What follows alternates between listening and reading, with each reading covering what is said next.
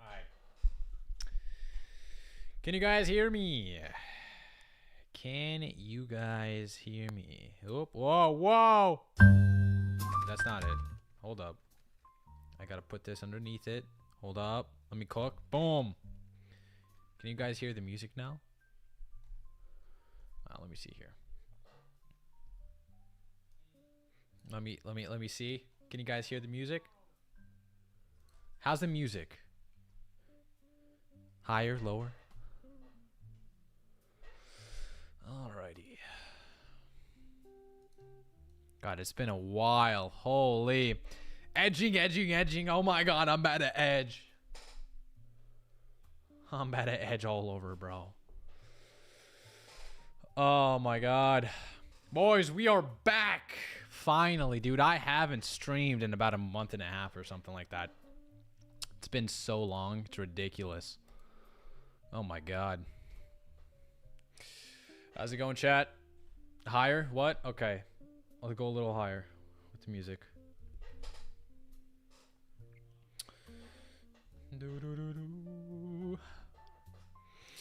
TCG verse, good to see ya. How's life been? Goat in the chat. Snack Brad.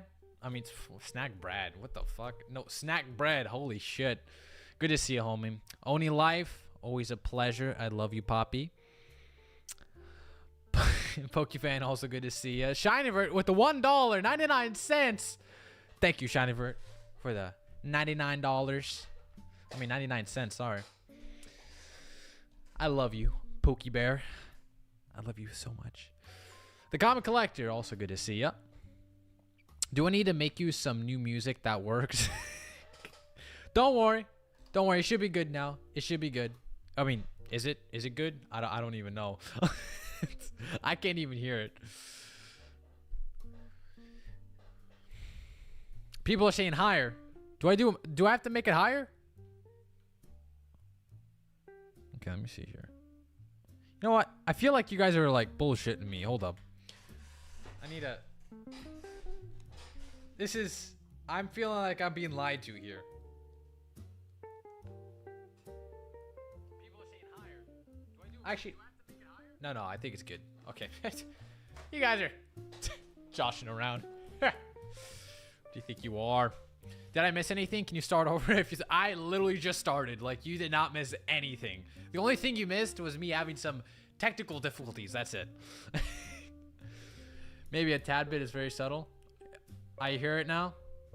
Okay, just a bit. Okay. I don't want to, I don't want to have it too much because I want my voice to be louder than that. But the Comic Collector, a member for 6 months, I really appreciate that. Bro is rocking the purple rock. Hell yeah. Stop bitching about my 1 month GameStop turnarounds. They're gonna make it slower. I've heard about that turnaround. It's kind of crazy. So apparently GameStop, and maybe we could react to Shinyvert's video about this. So maybe I'll save my comments for later. However, apparently people that are submitting their graded cards through GameStop, apparently their cards are getting graded faster than if somebody just sent their cards to PSA directly, which is very weird because it's usually the opposite. Usually a middleman takes a little bit longer, right? But apparently not. Apparently PSA is prioritizing GameStop submissions. Now this could be for a various, amount of reasons. Maybe they want to prioritize GameStop submissions because they have a close relationship. They want to keep a business deal, a collaboration going. So maybe that's one of the reasons, or maybe a separate department is, oversees GameStop submissions versus direct submissions. I'm not too sure. I think it could be a various plethora of explanations for that. But anyway, we have a lot to go over today. A lot to go over. Many stuff that I wanted to talk about in videos, but I decided not to simply because, well, number one, I was too lazy. But second, I felt like, I don't know, it just wasn't really worth doing a video on. So I want to get into Nostalgianomic's response to the whole situation. I did not want to make a, response to his response, because at that point it's just so low-hanging fruit. It's like, I don't want to beat a dead horse. I don't want to seem like I'm milking the situation or whatnot. But I thought I watched a little bit of his response, and I thought it was so bad. I'm not gonna even lie, bro. That's one of the reasons why I didn't want to make a video on it. It was so bad and such a nothing burger. I was like, I'm probably just gonna save this for a live stream. It was so bad. GameStop is grading the cards themselves. They have a sonic welder in the employee's bathroom. To be honest, at this point, I wouldn't be surprised, okay? I wouldn't be surprised at all. Maybe because they have a specific contract. Yeah, that's one of the reasons I'm suspecting as well. So, heck, it could be. Maybe, PSA wants to prioritize the relationship. Maybe they have a, contract that states, you know what? We want our, submissions to be graded faster, or else we're not going to be a part of the deal at all. Make a response at his response at somebody else's response while they respond to you. Amazing idea. I think I might do that. What he did response, I got to see. What could he possibly said? I'll be honest, just a whole lot of nothing. Okay, I try to be fair here, but when I first watched that whole entire video, I was like, wait, what was the point of this? Like, I actually thought at first that he wasn't even responding to the criticism at all, because like for the half the video wasn't even talking about it. It was like a complete separate conversation. I was very confused. I was puzzled. Puzzled. Very interesting. Guru, good to see you, man. Appreciate you wow. Thank you for becoming a member. I thought that was just a membership milestone, but thank you for becoming a member. Very good man.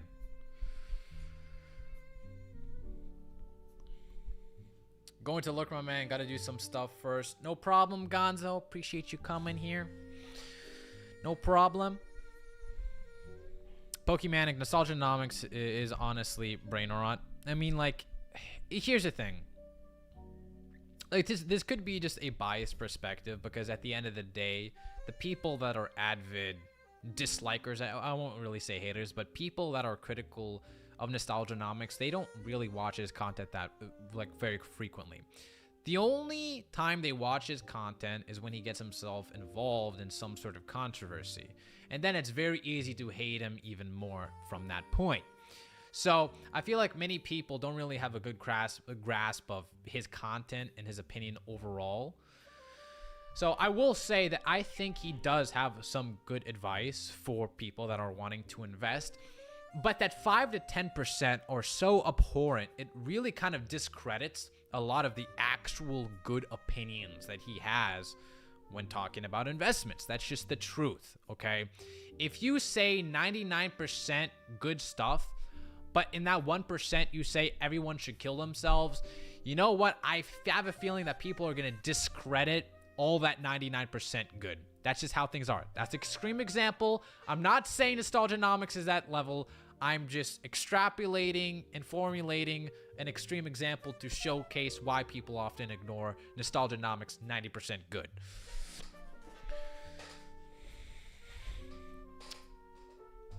So, without further ado, before we get into the Nostalgianomics drama, okay?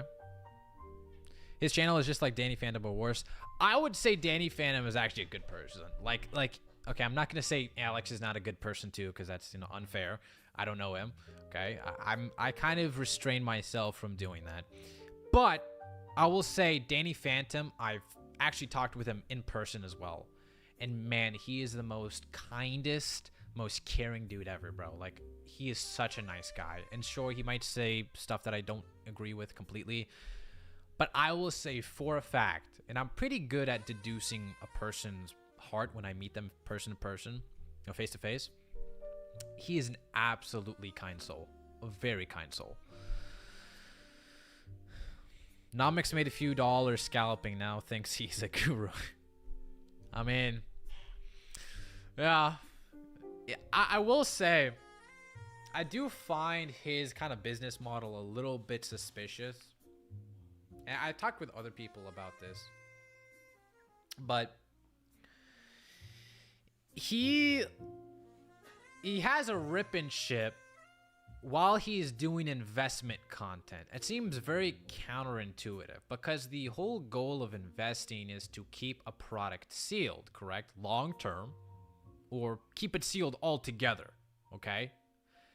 But he has a rip and ship business where they rip all the packs. So it feels a little bit counterintuitive to the whole concept, his foundation of his channel. That's an internal critique. I just find it a little bit weird. PokéRev, he does an opening channel, and sometimes he does rip and ships. That makes sense. Cool Trainer Ryan, he does an opening channel. He also does rip and ships. I guess that makes sense. But Nostalgianomics, he preaches investments. He preaches that doesn't matter what price you get it at, as long as you wait long term and sell it afterward, you're good. But then simultaneously, he has rip and ship business. I just find that really counterproductive.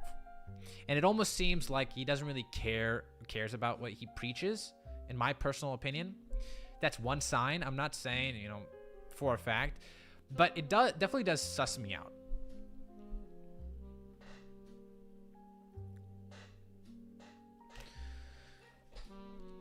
Lol, who would ever think Danny Phantom could possibly be bad? Yeah, I think Danny's just, I think in terms of like that, it doesn't even feel like he's an investing channel too. Like a lot of times it feels like he's like a mixture between both. He's like the most generous, most down-to-earth investment channel if you look at that category at least. Folks, invest, keep sealed, but also buy my packs at more expensive prices for me to open. Exactly. Isn't Nomics channel was modeled after Alpha Investments channel from what I've... Yeah, it is. 100%. Alex absolutely takes inspiration from, Rudy. Absolutely. And here's the thing. I love Rudy. I love Alpha Investments, okay? He's a greedy son of a bitch, okay? He doesn't really care about cards at all. He's there to make money. But I just love just how honest he is. And here's the thing that separates Rudy and Alex. Rudy gives his opinion without demeaning everyone else in the community. Like, he doesn't go on a video and say, you know what? Everyone who's a collector, you can't bitch about the prices. You have no right to bitch about the prices. You should buy at these prices. He doesn't do that because he has standards. That's why I like him a lot.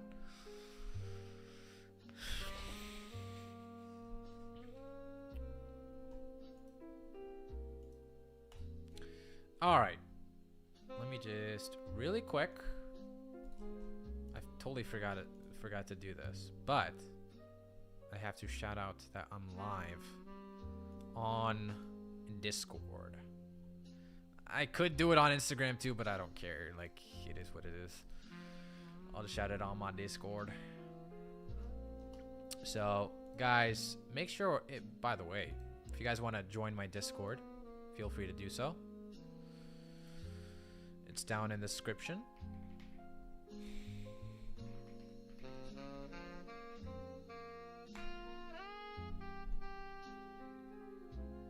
I actually like listening to Rudy Sakes. I completely agree.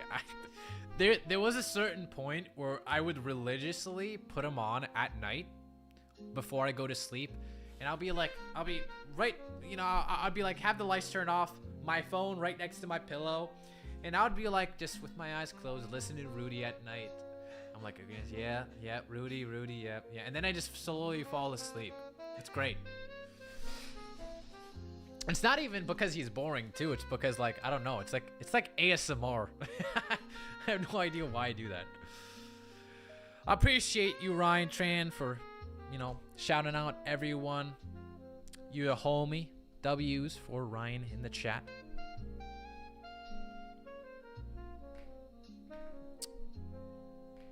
Okay. Oh, okay, that's black. Okay. Let me just... I have to copy this. I have to paste it. Boom. I have to paste the source. Nope, that's not right either. Okay, understandable. Have a great, fantastic day. Okay, there it is. Okay, nice. Rock, what happened to the outro song in the videos? Last video, after I finished it, after I put it into freaking YouTube, I realized I didn't do it. So it's coming back. Don't worry. It's coming back. Okay. So before we get into the nostalgianomics situation, let's first talk about some few other stuff that happened. So apparently the new gold cards that people have been, you know, freaking jacking off to lately, apparently they are extremely hard to pull. Like, I'm talking like next level. So apparently it's one in every 1,260 booster packs. This is 7 times rarer than the rarest gold card in Scarlet and Violet series. It would take 35 booster boxes to find just one MHR. I think that's crazy, dude. Insane. Like, holy shit. And, you know, I have seen a bunch of people, you know, shitting on, like, the gold cards. I can't really say I agree. I kind of like it, to be honest. I don't really think it's bad. People have been saying, oh my god, it's just a regular gold cards. I think it is different, okay? I think people saying, oh my god, people never liked gold cards, you know, and now they like these gold cards. Oh man, they're hypocrites. I wouldn't really agree. I think it's very different, okay? I mean, first off, it has a raised foil texture, so that's for one. But normally I do agree that people are very influenced by hype and money, and their opinion is solely forced, like formed on that. So, but with this, I mean, I could understand why a person would like this over a regular gold card that would be in, let's say, Scarlet and Violet or Sword and Shield. Yeah, I'm never pulling one. Yeah. Crane pulled a gold? Really, Mama Collectible? That's crazy. By the way, thanks for coming, Mama Collectibles. Appreciate you. That's crazy if you pulled one. Wow, he beat the odds.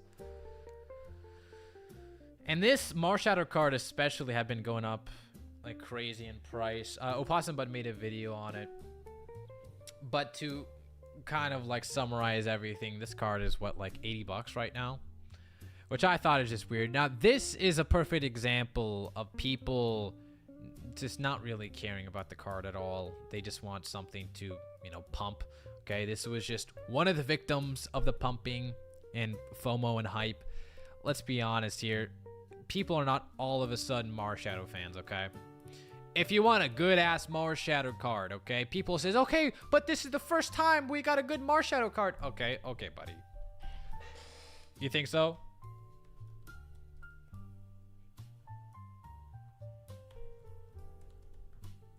Was it old?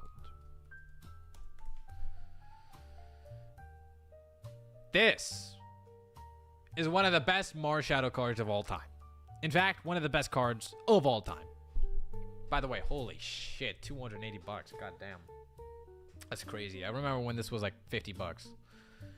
This is the good. This is the good shit. Oh yeah, baby. That Marshadow goes to my Pika collection. That's funny. And it's kind of true. Like, maybe that's one of the reasons why people have decided to pump it. Oh my god, it's showing like a quarter of the Pikachu. Well, that doesn't make sense because there's a lot of Pikachu full Pikachu cards that are not to that level at all. So I'm like, what? You're saying the reason for this card is because there's a quarter of a Pikachu, but the actual full Pikachus are not even to that price at all? Like, what? That fucking doesn't make sense.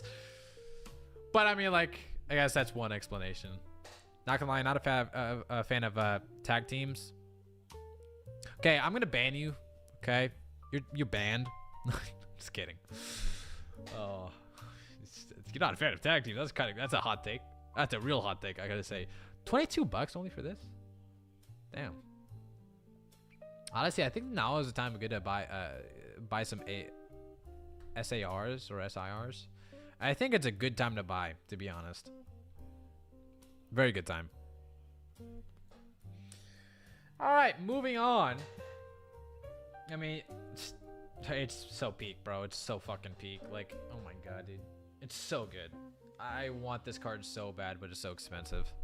But aside from that, there's another thing that I wanted to cover before we get into the Mr. Alex Nostalgianomics video. So apparently... Sorry. So apparently, The U.S. Homeland Security appropriates Pokemon cards to promote ice raids. I thought this was the craziest shit. Like, when I saw this, I was like, oh my god. What is going on in September, bro? Like, September is the craziest shit, dude. Like, everything, bro. Everything in September is never getting rid of the allegations, dude. Never. It's like, what's going on? All right. So, the Twitter account for the U.S. Department of Homeland Security has turned to Pokemon to promote ice raids.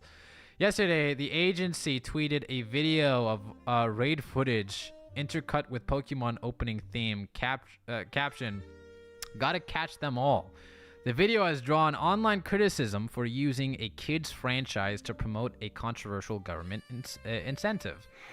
So,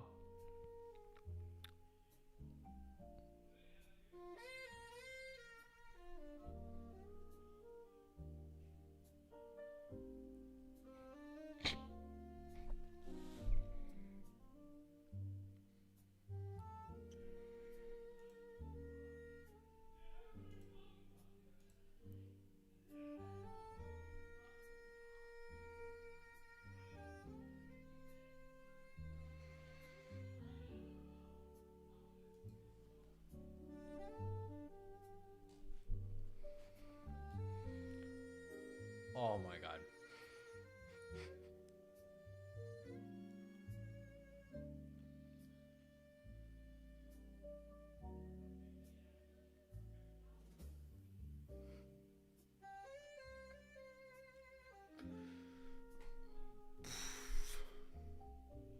Oh my god. Not the slideshow.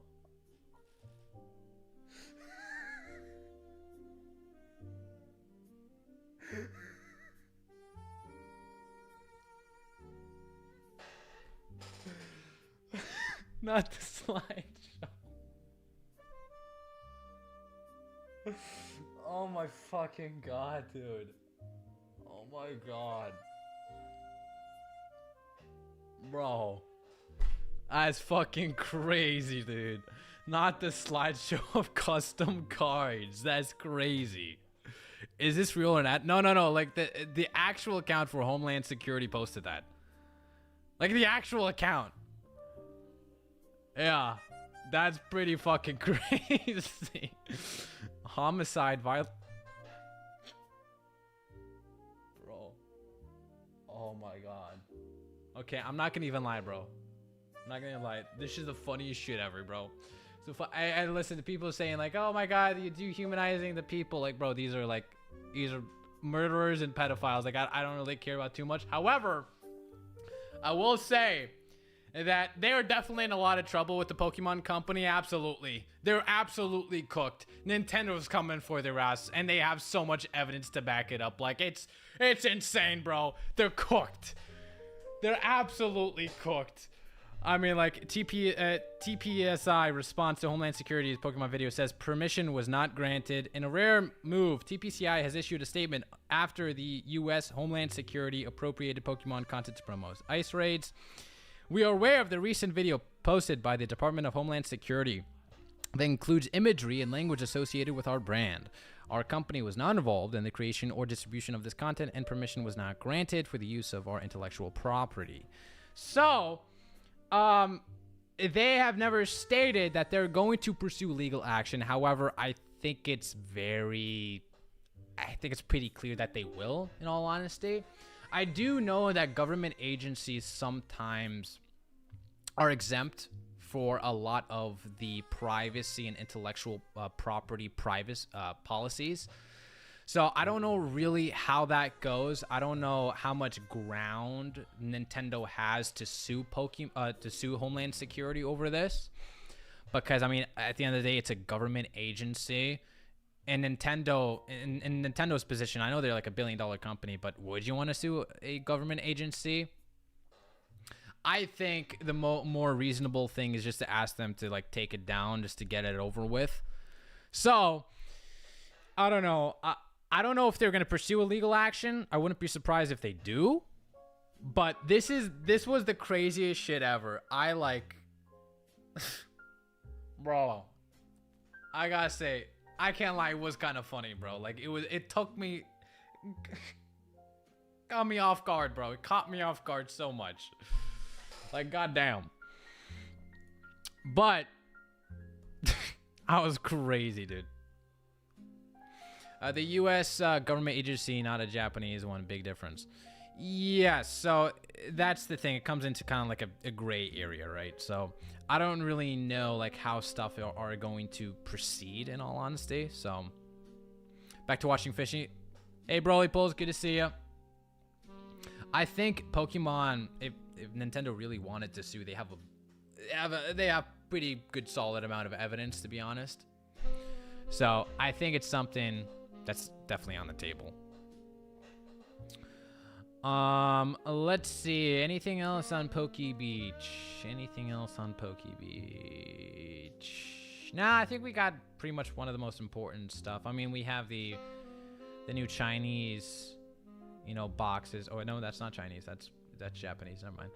So we have the new Japanese boxes. I wanted to get one. These are freaking ridiculously expensive. Like this is like $400. This one's like 300. So I don't know. And I actually haven't seen this one. I haven't seen the Latias. Interesting. So anyway, the agent that came up with this grew up with Pokemon, so it was his kid's game too. God damn. Surprised he had to drop a boss's orders with Trump on it. That'll be crazy, bro. That'll be fucking crazy, dude. I don't know how to feel about this. Yeah, I mean, it definitely rubbed a lot of people the wrong way. I can't really blame him, to be honest. Like, you know, it is what it is. I can understand where they're coming from. You spent $400 to get shiny Gyarados for it, literally. The Latias and Latias looks very nice. I agree. The Pokemon theme song isn't Jason Page's song. Yeah, the Nintendo has the rights to it. So, I mean, they could have technically sued for just that, just for the use of the Gotta Catch 'Em All theme song. Crane, good to see ya. Papa Collectibles also. Gang, got the whole family, got the whole gang in here. Hell yeah. Let's go, boys and girls. Let's go. So, without further ado, we are already... How much are we in?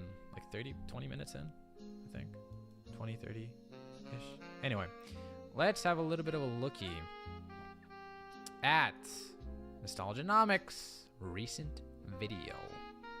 Okay, so as you see here, he is at 300 dislikes and 600 likes. That's not the greatest. That's not the greatest. Okay, I'll be honest here. Okay, it's not the greatest. That's like a 50% like to dislike ratio. That's bad. That's real bad. That's like real bad. Crane gangbang. That's crazy. Well, here. That's fucking crazy. All right. Anyway, should we do the? I'm sorry, Alex, but I'm doing a little bit quicker here. Like, let's do 125. Let's see what he got to say. I can't really hear the difference, to be honest. I'm sorry. Okay, that was a joke. I'm sorry. That was a joke.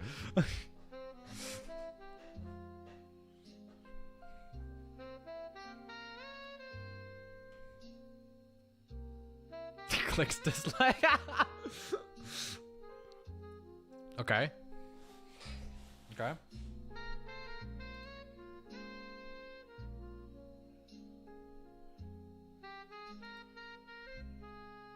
You can't hear anything? Hold up. It appears I have made a little bit of a fucky wucky.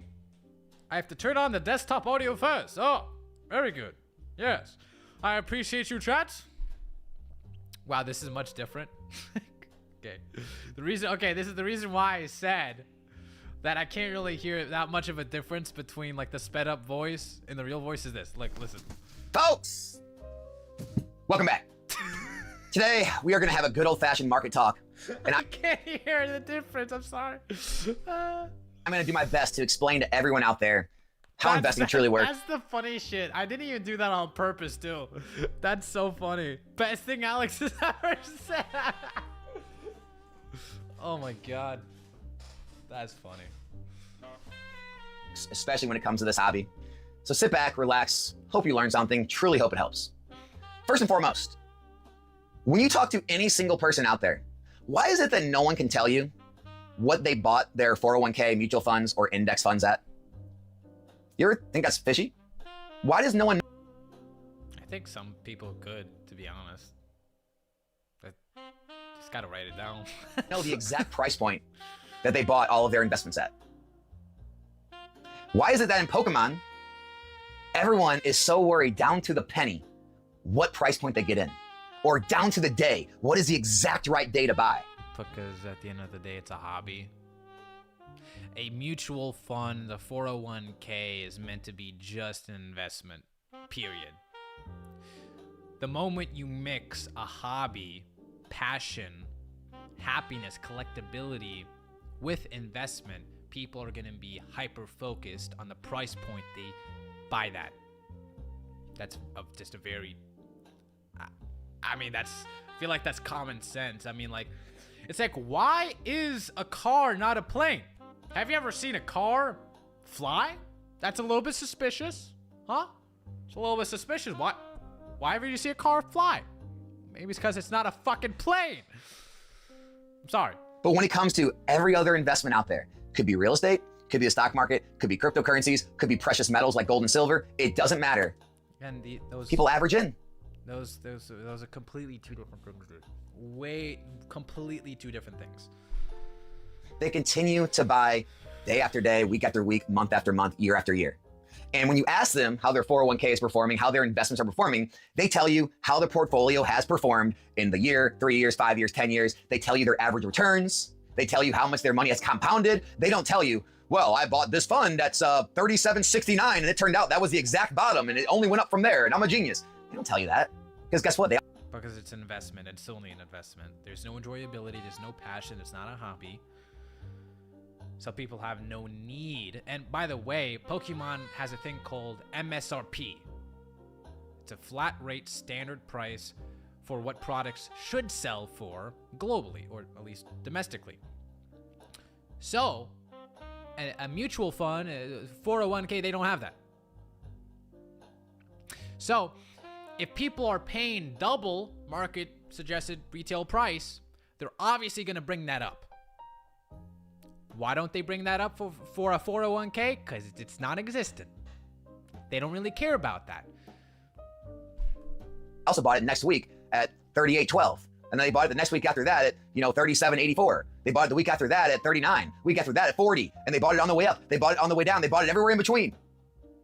And time in the market, continuously contributing with compounding effects, created wealth. Okay. That's all it is. But for some reason, when we come to this hobby, because it's a physical product and it has Pokemon on it, all investing knowledge goes out the window. Then everyone's scurrying all throughout the internet, looking at all these different videos from all these different people, and constantly worried about getting the exact right price at the exact right time. Listening to things like, I would never pay a dime over MSRP, or Alex, don't you know Prismatic Evolutions is still in print? Sets cannot go up in value if they're still in print. They can reprint them. Just look at 151. Wait, that's not right. Well, just look at Paldean and Fates. That's not right either. No, look at Crown Zenith, though. They did print We found one, Timmy. We found one. Yes, Crown Zenith, that was released in the bear market of 2022-2023, did take until it went out of print to ever see significant price rises.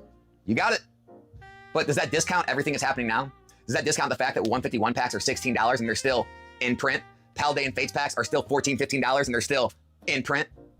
Oh, but Alex, I heard they're releasing a Paldean Fates. I still, this is the thing when I was telling you guys, like half the video, I just wasn't even sure what his point was because it had literally nothing to do with the criticism at all. But even in this case scenario, it's a logical fallacy. It's a false equivalency. Number one, you're equating an actual investment that is not tangible, mind you. It's not tangible. With an actual hobby that is sometimes perceived as an investment. But the number one priority of Pokemon is not an investment. It's a hobby first, and then it's an investment. So it's like, it's not equivalent at all. So I think the whole entire point that he's trying to make just completely falls apart. Collection box. Good luck getting your hands on them, and good luck thinking the market is going to have. Hello, Roxanne. How are you? Is he still blaming collectors for the current Pokemon TCG problem? Good to see Assassin 86. 86? Dude, I freaking love that anime. If you don't know what 86 is, oh my god, peak anime. I wouldn't say he's blaming collectors for the current climate. I think he's just saying to collectors, you should be grateful for this current climate, and forcing his own opinion onto them. So I don't think he's saying, oh, you know what, you collectors, you're the reason for this climate. I think he's just saying that, you know what, you should be grateful that this is the best climate ever, and then stop whining and bitching about everything. Have any major adjustment. If it does, I would guess maybe 10 to 15, 20% at the most on loose packs, and maybe some items, probably not many. It'll get eaten up, investors will take it as their last chance, and it'll send us in to the out of print date next April. But for some reason, Prismatic Evolutions, that is the set that everyone has decided does not follow any of the rules we've seen in Scarlet Violet era. That is the set that will get printed to the ground and go to MSRP, go to $5 a pack, $4 a pack, hell, $3 a pack. Why not? We're throwing random numbers out there. There are products out there in Prismatic Evolutions. You might be right. Like a poster collection. Prismatic. That MSRP is $14.99. And here's the thing, like, he's not exactly wrong either. Like, in my personal opinion, the chances that Prismatic Evolutions hit MSRP and is very widely available it's near to zero, bro. I'll be honest. Like, the chances of that happening, it's not likely at all. So he's not really, like, wrong in this situation. I just don't really understand what his point in this whole situation is. Plus tax. The tax brings it up to what? $16, $17, depending on where you're at. Okay? And you could have picked it up for like the low 20s. And people were afraid to pay $6, $7, $8. 6, 7? Oh, I gotta clip that. I gotta freaking clip that. Chat, clip it. Oh my god. Clip that shit. 6, 7. Funny number. Over MSRP. For one of the greatest sets in the era, with the most expensive pack in modern times, with one of the most expensive cards in modern times. And they've seen what 151 and Paladin Fates have done. They've seen. Oh, I know what you're talking about. I love that anime. Do you know Connor called, yeah, I know Connor, Sea-Dog, called 86 mid. I freaking hate that. That's the reason why I hate Connor. I freaking hate him because of that reason. I still watch Trash Taste, the podcast, all the time. But good lord, that brother dared say 86 was mid. That's craziness to me. 86 is a phenomenal anime. Great animation, great storytelling, great emotional impacts. Like, good god. Sorry. I kind of got on a tangent there. I'm sorry.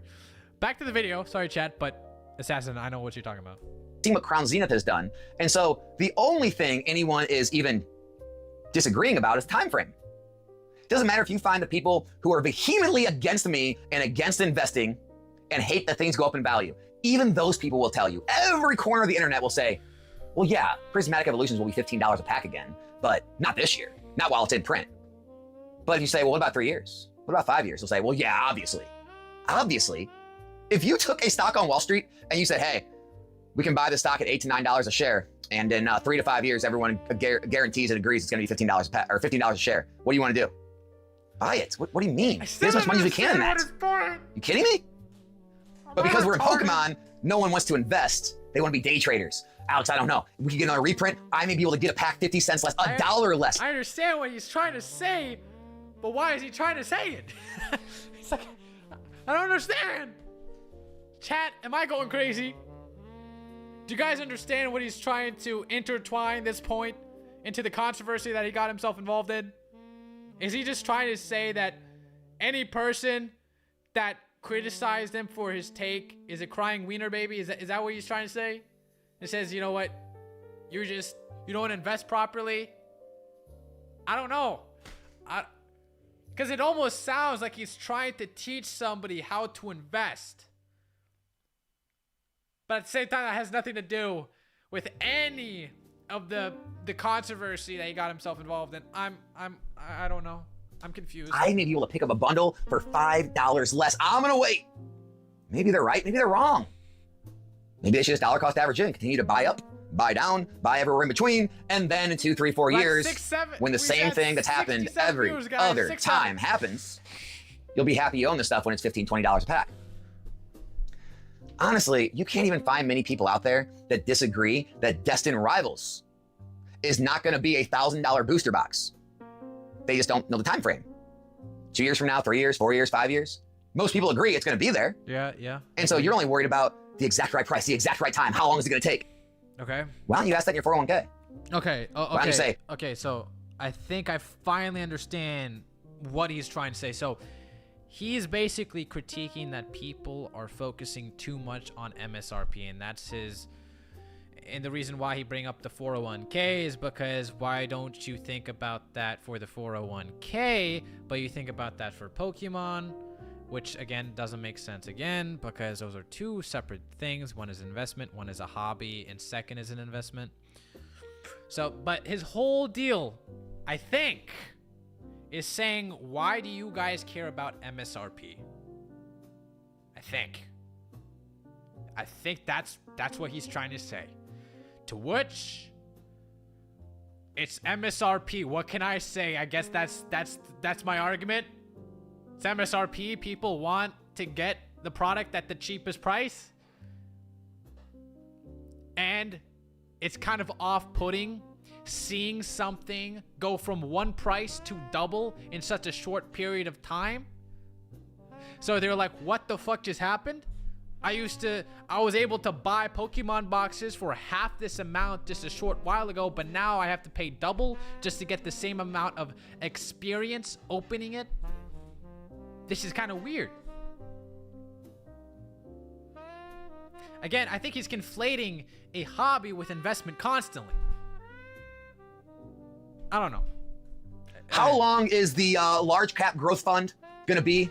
How much is it going to be in 5 years? And what is it at now? Is it going to be lower at some point? Is it only going to go up? Is this the exact right time to buy? What if I bought it January 2nd? Would it be better then? No one does that. They just buy it. And they buy it the next week and the next week. Do people invest in precious metals? Did they stop investing in gold when it went from 2,000 an ounce to 2,200 an ounce? Did they stop investing when it went to 24?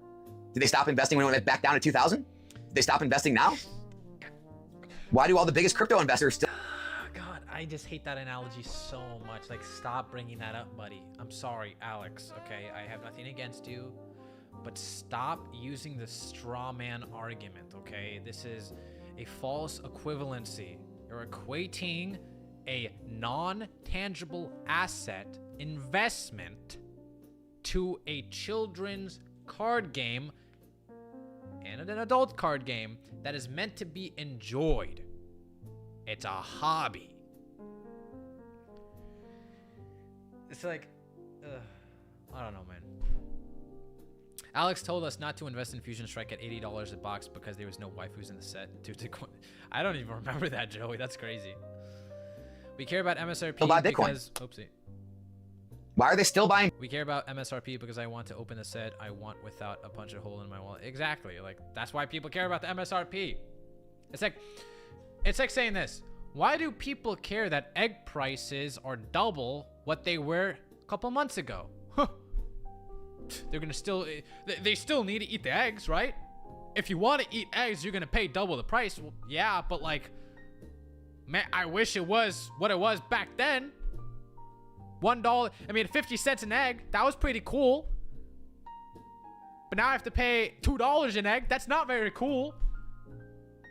If I had a choice to pick my egg for 50 cents, I would pick that instead of $2.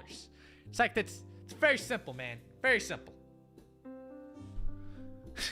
Thanks for pausing at that moment. I'll be using that face for future memes. Go for it. Screenshot it. I'm pretty sure most people who are investing in things such as their 401k or other retirement funds add it to it and leave it alone because there wouldn't be any benefit to taking from it. Exactly. It's like there's no enjoyability in a 401k. Okay, it's not a tangible asset either. So like, you have no fun. You can't stare at the card. You can't play with the card. You can't do anything with the card. You can't collect a 401k. It's a completely different thing. Bitcoin, it's up.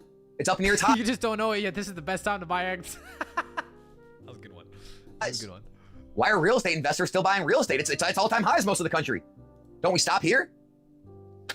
And this is the mindset that keeps people out of the market, Actually, that keeps people angry. People are actually stopping buying houses because things are about to pop. There's a big bubble. People are suspecting that there might be an economic collapse, so a housing market crash. So that technically is kind of false too.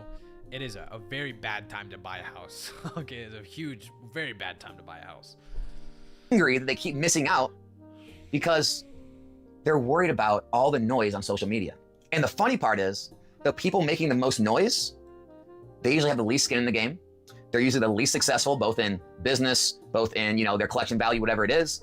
And oh yeah, they have the least skin in the game because they're collectors. They're not investors. Like, I don't understand what's so hard. I just don't understand. Why is it so hard for you to realize this? It's like he acts like every single person in this hobby is an investor who only cares about money. Brother, there's people that want to collect the cards too. Just can you understand that, please, Alex? Please. I'm sorry. Got a little too. then people are going to say, Alex, we are the true white knight collectors. We don't give a crap about value. And that's funny. I point to every one of you and say, has any one of you ever traded a card in? Has any one of you ever worried about the value of the card when you traded it in? Sure. Why is it that Spider-Man collector boxes of Magic the Gathering fell when they heard there was no serialized cards? They heard there was going to be no card like Final Fantasy that was worth $80,000 they could. Because you know who controls the market. It's the investors, it's the cabal.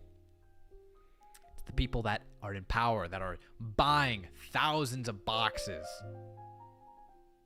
Now, obviously, it's pretty cool to imagine opening up a box with the potential of pulling a 1-to-1 Spider-Man. Yeah, that's pretty cool. But again, like, yeah, we all care about value to some extent, but I feel like Alex simply just doesn't believe that people prefer to buy boxes at a cheaper price, even though they might get, the chase card, which is like half the price. I think Alex just cannot believe that. Like, wow, how do you not care about the most expensive card in the set? What do you mean you care about the box value? What do you mean you only care about opening up packs? It's like, dude, not everyone is solely reliant on monetary value. Not everyone opens Pokemon packs for solely the money of it. Some people just put it in their binder, like to stare at it. Some people don't even trade. Some people don't even sell one single card. That's it. And when people trade, what are they trading for? They're trading for a card they want too. So that's why they want to gouge the price of it. Because maybe a card they have is worth the same amount of a card they want to get. It's not Chase. Why is it that Final Fantasy collector packs are still opened at a much higher rate than Spider-Man, even though it's been out longer and the packs are double the price? Tell me that. If no one cares about value, why is everyone chasing the same freaking cards? Well, Alex, it's just because that's just the best art, is it? Is it? Why is it that nobody cared about the Crown Zenith Mewtwo when it was widely available for $40, $50 raw? But now everybody wants it because it's, double, tripled in price. And he has a point here as well. Like, there definitely is a subset of people whose opinions are solely reliant on the price of a card. So you have like the Moonbreon. If that was $10, no one would blink an eye. They would brush it off to the side. But now that's $1,000. Now they want to chase after it. Absolutely, this is a very fair point. And people, there's a lot of people, in fact, who only want to chase cards that are expensive. That's the truth. But that's not what people had a problem with your last video, Alex. You are basically forcing and telling every single collector that you should accept this current price, that you cannot complain about this current price, that you should be grateful for this current price. You were practically enforcing your own view onto others, and rightfully, people didn't like that. It's like you were tone policing what people can think and cannot think.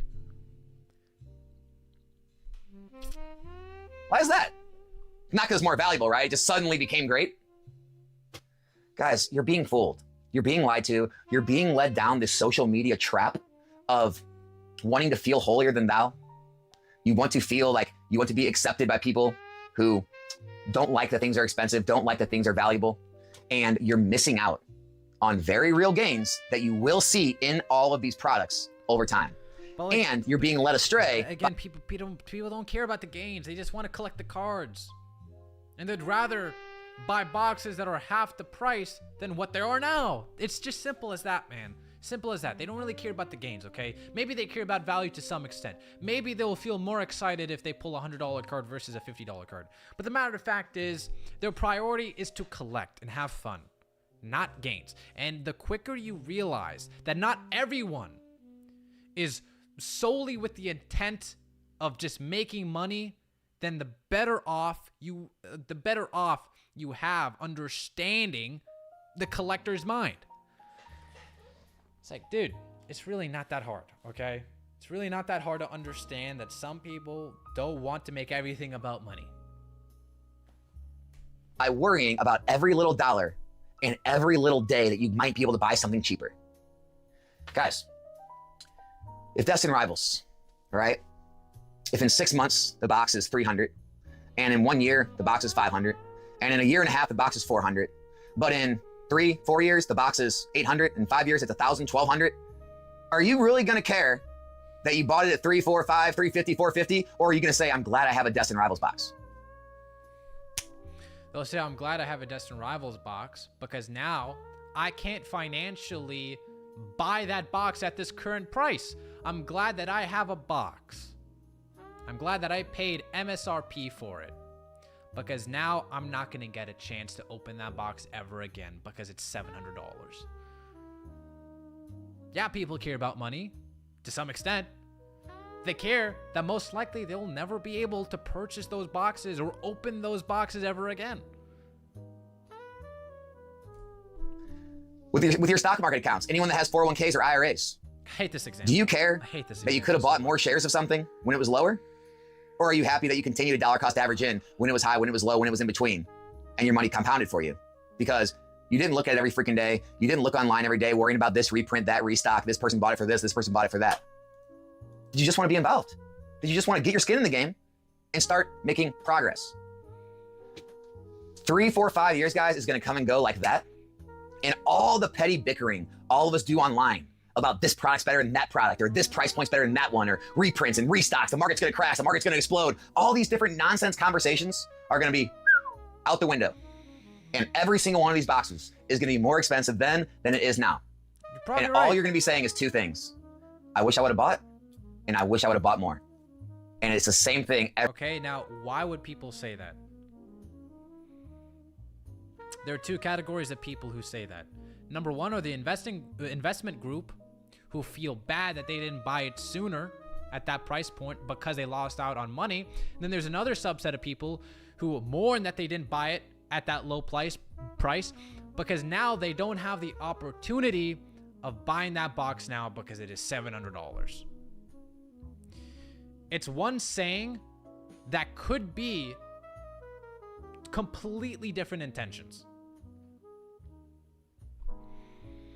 There could be collectors who say that, and there could be investors who say that. It's the truth. Every single time in this hobby, I've heard it day in and day out for years. I've said it myself. I continue to say it myself because unfortunately, money's a constraint for all of us. We can only buy so much. And so yes, you do have to make decisions here and there on what to buy. But at the end of the day, if you have the money set aside, if you believe in the product, and if the price point makes sense, it's usually the best time to buy. And it doesn't mean it's the exact right time, the exact right price point, but it's usually the right thing to buy because in time, you're usually gonna get proven right. So that's all I really got to say, guys. Take action. Look at other investors and investments in every different market. Take that advice and apply it to this. Don't take my advice. Go listen to Warren Buffett. Does Warren Buffett ever once say, I bought a company at the exact right price point? No. He does his research. He does his due diligence. He decides that he believes in the company.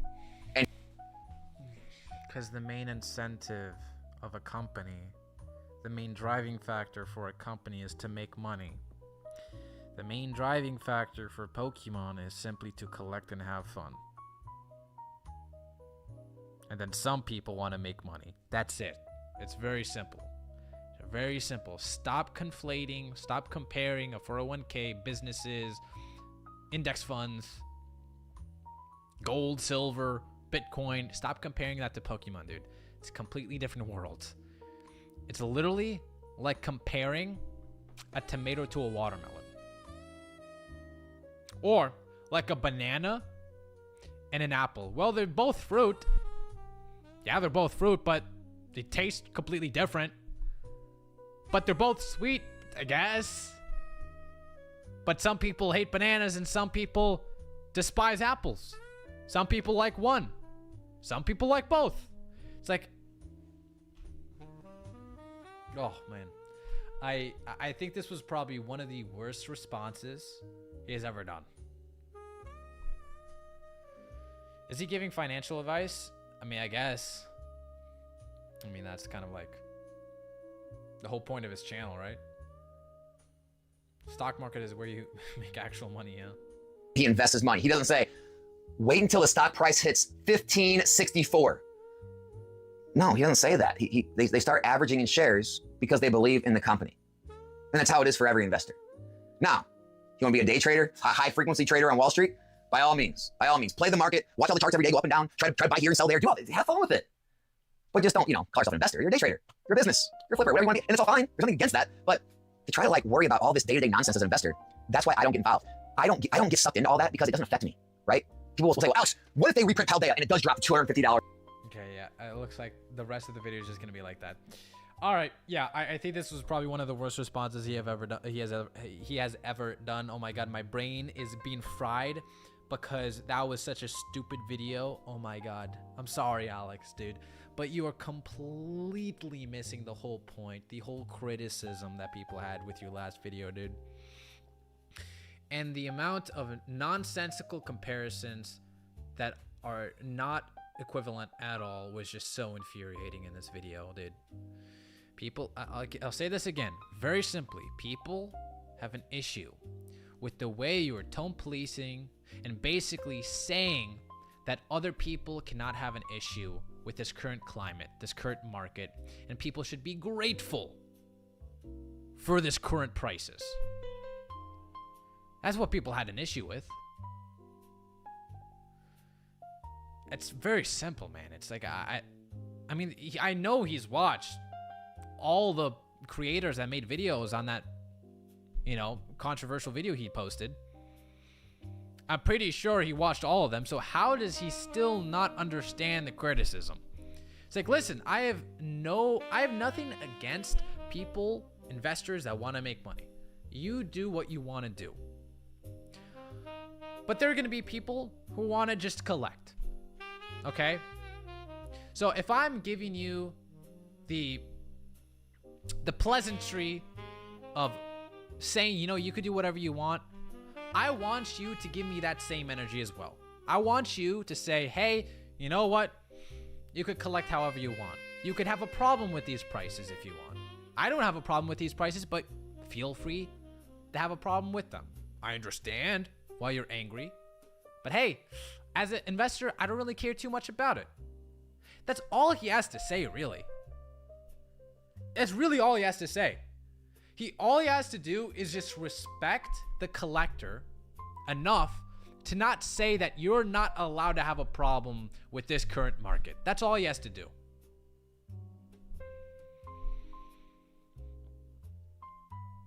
It's very simple, by the way.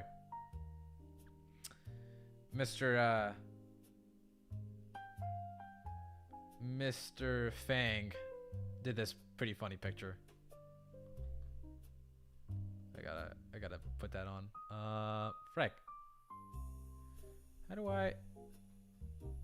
God damn it. Disable. How do I mirror my freaking Discord? God dang it! I can't show the Discord. Oh. No, that's not right.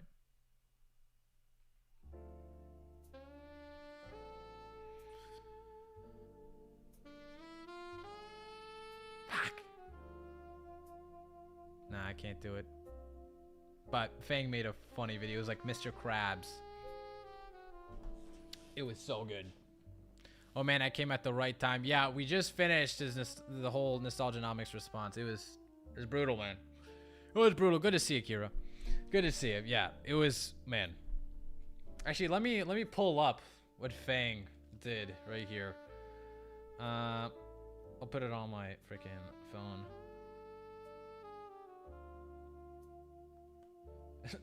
This is what Fang did. Oh, that's mirrored. It says folks, by the way. It's so good. Oh man, waiting for Gonzo to intervene with a collect how you want to collect. Exactly, bro. That's exactly like, listen, collect how you want to collect, invest how you want to collect, but you gotta respect the other people enough to allow them to say whatever they want, feel however they want.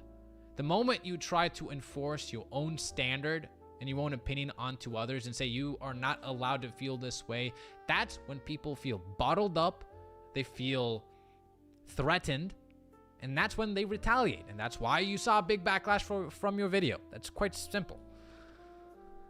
It's like, good lord, bro. God damn. God damn. That was rough, bro. Money, money, money. Crabnomics. Respect the heart of the cards, exactly.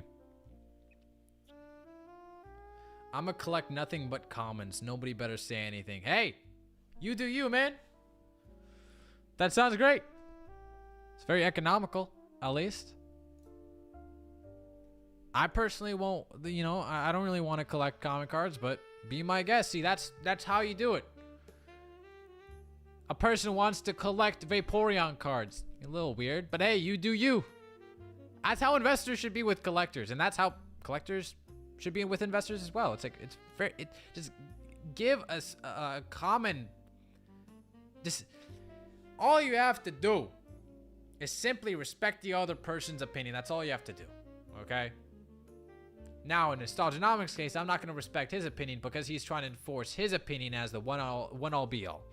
Okay, the moment you try to say that another person cannot have an opinion, your opinion is null and void. You're breaking the foundation of what an opinion is.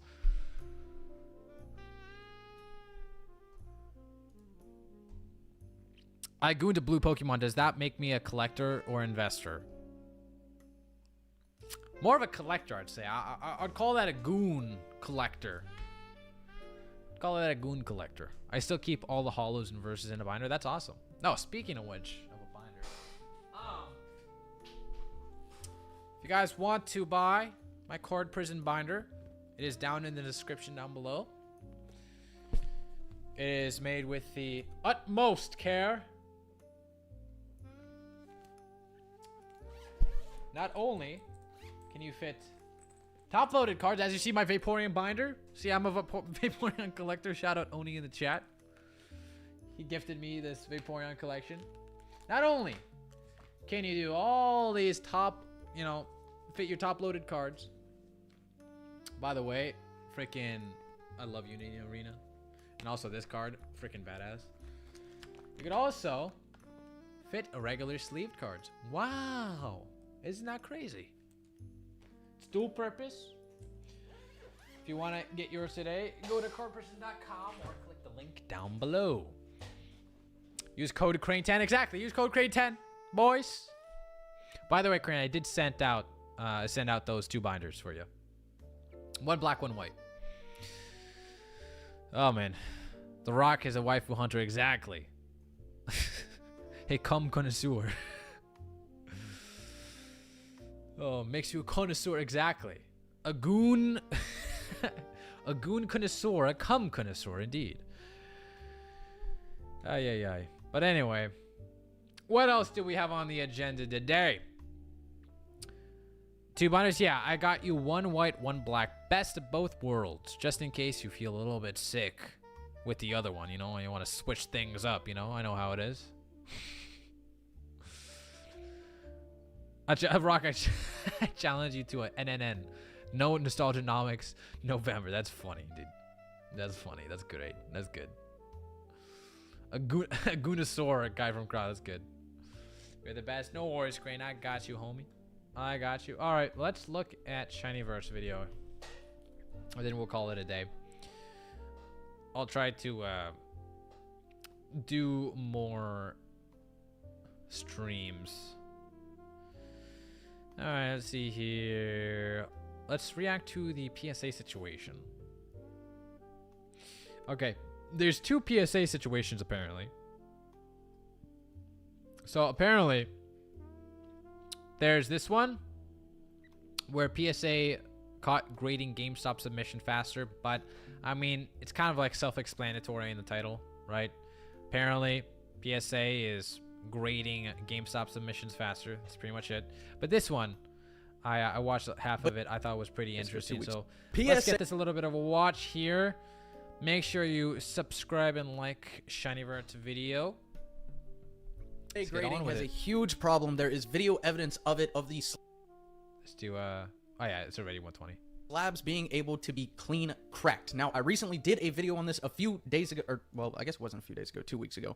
But I put out this video right here. PSA has a huge problem, and I showed y'all a different video that I'm going to be showing you today. I'm going to show you different evidence and proof of this actually happening. I'm going to goon a Shinyverse But in this today. video, I show where the slabs were This clean one goes out cracked. to you, Now, brother. it's very 50-50. Some people probably, you know, PSA collectors, and I am a PSA collector myself, y'all. But every time Cringe. I do one of these videos where I talk about PSA, for the longest time, people said I wouldn't talk about it. Now, when I clip these, this is like the long form video, I'm going to clip it and throw it on Instagram and stuff, and it'll get like 50 to 100,000 views, and then everybody in the freaking comments of those is like, oh, tag fanboy. Now I'm the tag fanboy, when before I wouldn't even talk about PSA.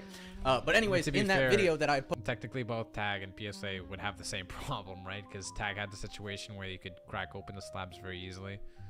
out before, like 50% of people were like, oh, those are not PSA slabs. It doesn't have the little PSA logo in the bottom corner. Those are from Temu.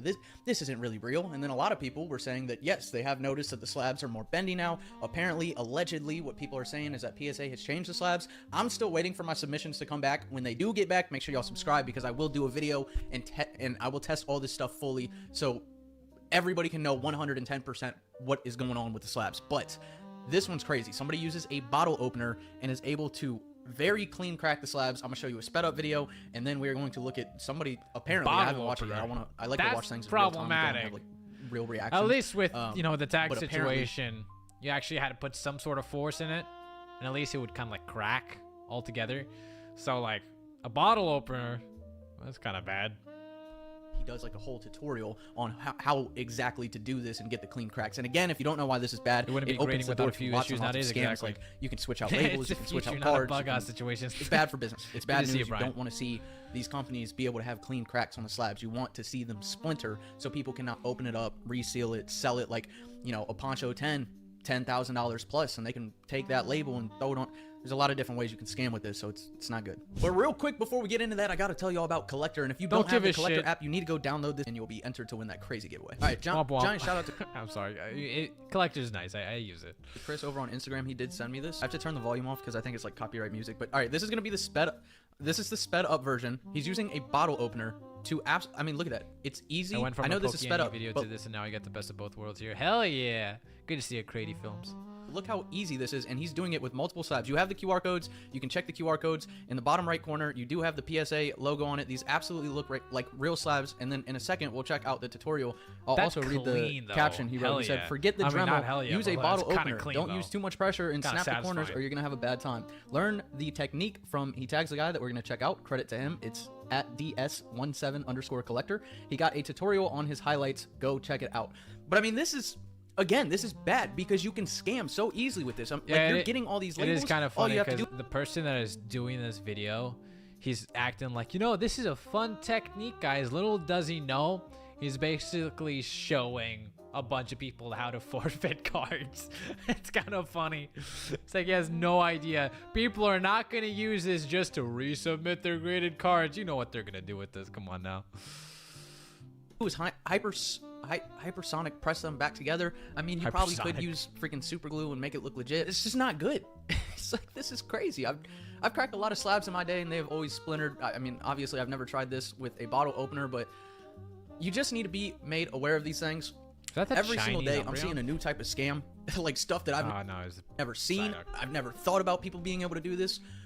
But you need to be made aware of this, so when you do go to card shows and you're picking up cards and stuff, you got to really look at the cards, you got to really look at the label, you got to really look at the slabs. Damn, that was a base that Zard shit. To make sure that you are not getting scammed. All right, let's check out this DS17 collector. He said on the highlights. So slaps cracking. So this isn't a Pokemon card. Again, you can see Slaps, the I think PSA logo right there. slabs. He's got the bottle opener. I guess this is like the tutorial on how to do it.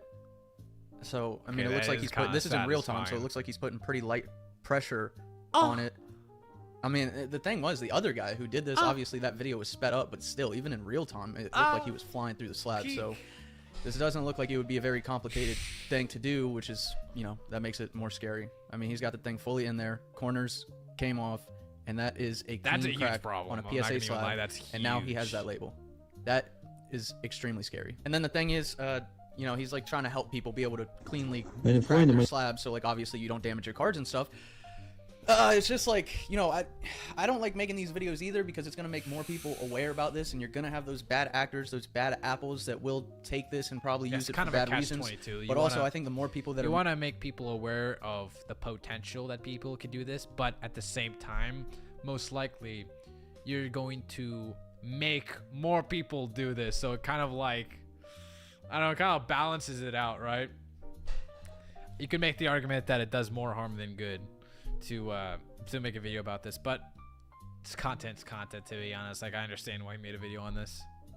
Made aware that this could be going on behind the scenes. Like, he had no ill will in posting that. He was just trying to help people not damage their cards if they want to crack and regrade. I've done the same thing myself. I've cracked a lot of slabs. I've tried it many different ways, where I'm using pliers on the corners. I've put it like on the edge of steps and step down on the label to crack it open. I've done a lot of different things. I have clean cracked tag slabs. CGC a long time ago, I'm not a fan of CGC whatsoever, but I know they had a whole thing a long time ago that they could be clean cracked, and now we're seeing a lot of this with PSA, and there's a lot of money in PSA slabs and the scams that could be happening. So let me know what y'all think about this in the comments. Again, I'm a PSA collector, y'all, but I will always call out the bullshit if there's some bullshit, and like, this is BS, and people need to be aware that there could be a lot of scammers going to events that might be doing this at the house and then taking some scammy slabs and trying to sell them at vending shows and stuff. So just the more you know, the better. But anyways, check out shinyvert.com, y'all. Check out the mystery packs. I may be doing an Inferno X break really soon. Check out his mystery packs, guys. Yep.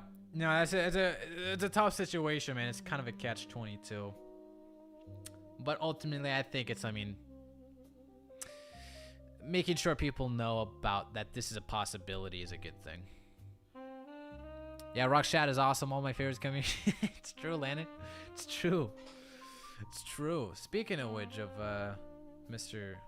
NE, I wanted to watch this video, so maybe we'll react to it real quick, and then we'll end the night off. Let's see his hot take. Crashing crash out rant on everyone attacking everyone. Oh, hell yeah. A couple sets where they take the full. This is gonna be lit. This is gonna be lit for real. All right. Today we have a Pokemon card market rant video, because we haven't done a rant video in some time. If you don't know who I am, my name is Brian and I own PokéDrama.com. No need for a credibility check, we're just going at it. I want to start by addressing the bullshit in the market head on. If you're watching a YouTuber, I know there's Team Rocket Joey, there are other ones as well though. If you are listening to a YouTuber who is telling you guys that set A, B, C, or D is sure to reprint, they're going to reprint it to the ground, the market is overvalued. If you're listening to one of those YouTubers and they have the product that they say is going to reprint in the back of their videos, they're either full of shit or they're stupid, because I just want you to think about it. I know there's already people in the comments, someone's living in your head rent-free, blah, blah.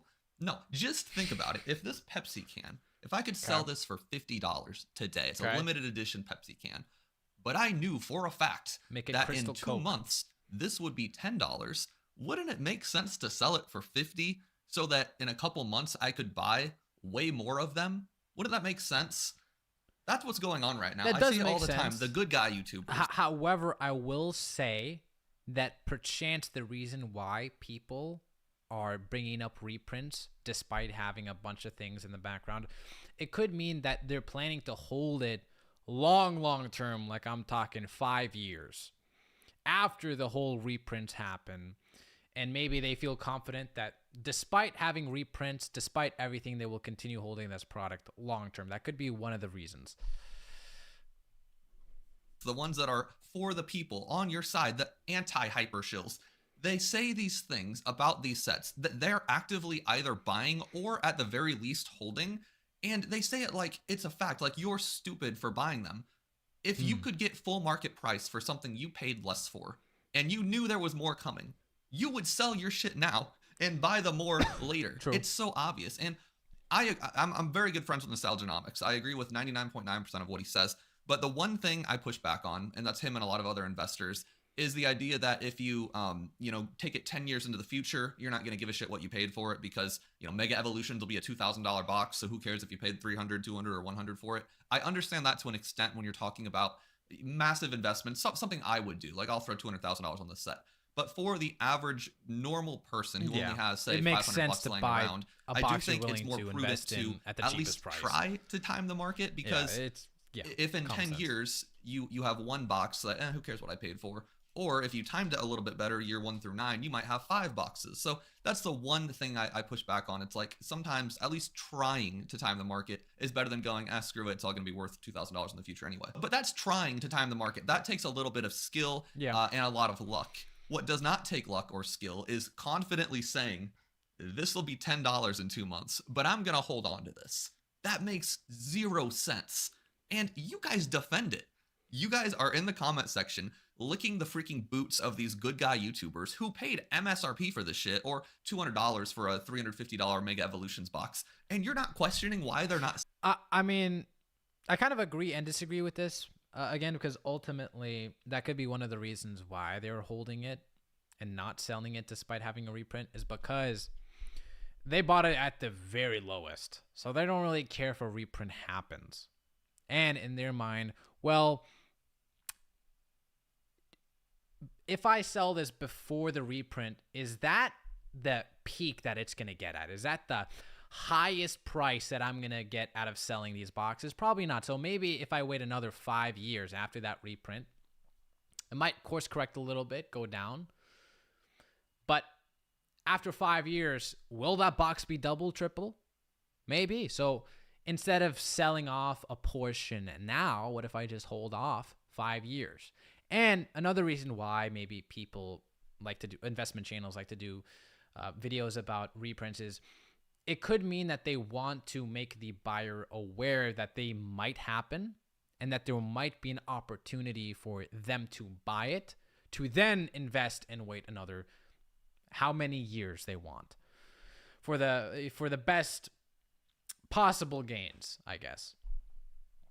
Selling right now, it's obvious they're in it for the money. They're capitalists just like I am. They're not doing it for the hobby. They're, and that's fine. They're buying it as an investment.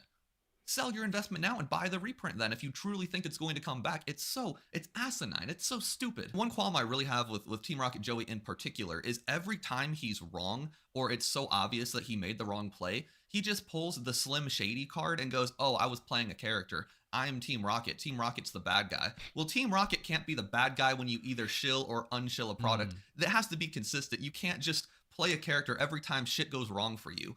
It's Eminem and Slim Shady, but cringier. You can't just do that. It's goofy in his words. And, Team Rocket Joey aside, there's a lot of other YouTubers who they've gotten to the point where they just kind of throw whatever they want at the wall. And then if they're wrong, they make like an apology video or like an I admit I was wrong video. And to Team Rocket Joey's credit, I did that. I watch his videos, by the way. I think I only made one video like that. And I think it's because I've been a huge advocate for being consistent in the way I put labels on people. Like if I call somebody a scalper, I want to make sure my accusation is consistent with their actions. And I did that once. I called somebody a scalper, even though definitionally they're not a scalper. So I did an apology and I said sorry. I think that was this. It's now looking back, I'm like, why did I even do that video in the first place? Because I could have like just, you know, went on with my day, not even worry about it. But I think I'm I'm very I'm hyper aware and worried about the definitions and the way I say things, and I want to be as consistent as I can. So, yeah, He's very entertaining. That's the to only his credit, only time he I made did fun it. of these people. He went, yeah, all you have to do to run a YouTube channel is say some whack shit, and if you're right, you look psychic, and if you're wrong, you just have to make an apology video, and then people still watch you. He said that in one of his videos, and he could not have been more spot on. I applaud Team Rocket Joey for knowing exactly how the YouTube machine works, because that's it. You can make a YouTube video saying whatever the hell you want. Mega Evolutions will be $1,000 by Christmas. I could say that. And if it is $1,000 a box by Christmas, I look like a genius or a hyper shill, but I look like I knew what I was talking about. If it's not $1,000 by Christmas, I just make a video going, I was wrong in the thumbnail and all is good. And that's even more content because a lot of actually, people ironically, and I think Joey mentioned. In fact, I mean, you could also do like not say anything at all. And if somebody brings it up, you just say, oh, here's what it is. I just didn't see it. I can't be 100% right. I never said that I'm giving financial advice. So like, why are you taking what I have to say so seriously? So you could just boil it down to that as well. So it is very true. Like people like to use that as a scapegoat.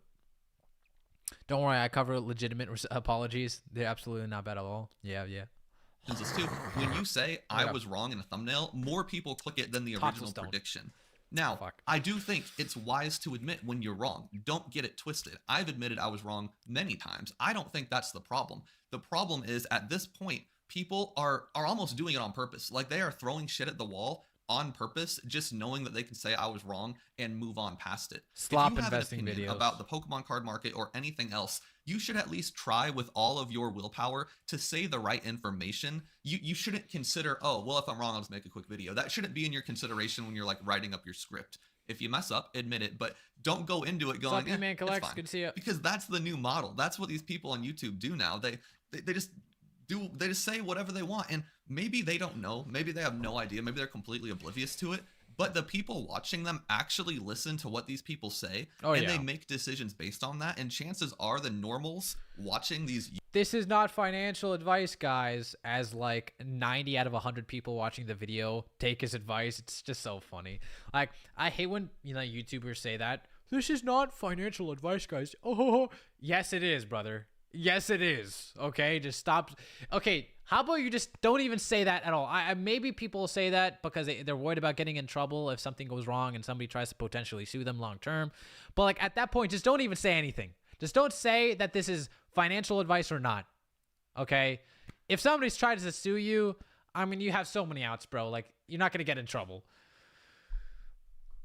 YouTuber stars probably aren't nearly as financially well off as the YouTubers, and one mistake, one decision involving a case of booster boxes can actually make a pretty significant dent or otherwise into their finances. Like, it's ridiculous. If I confidently said Mega Evolution would be $500 a booster box by Christmas, I've learned that we have a ton of impact on the market. This is new information to me, by the way. I didn't know I had that much of an impact, but if I said that confidently, the Barboach incident that would either buy more or hold on to what if you guys don't know, Brian basically wanted to do an experiment, so he asked his viewers to pump up a Barboach card.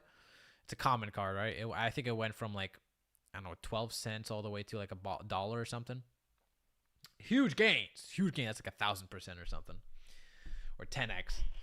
So I've been saying this for the longest time, man. Like, YouTubers definitely have the capability of doing that, influencing the market. However, there are YouTubers who don't do it intentionally either. Like, for example, PokéRev. There was one time he did a stream where he was opening Lost Origins, and he couldn't pull one card, which is the Aerodactyl Altart, I believe. And then buyout people, cabal groups, market manipulators, whatever you like to call them, they use that as an excuse to pump up the card. So, I mean, then you have that situation where technically, yes, PokéRev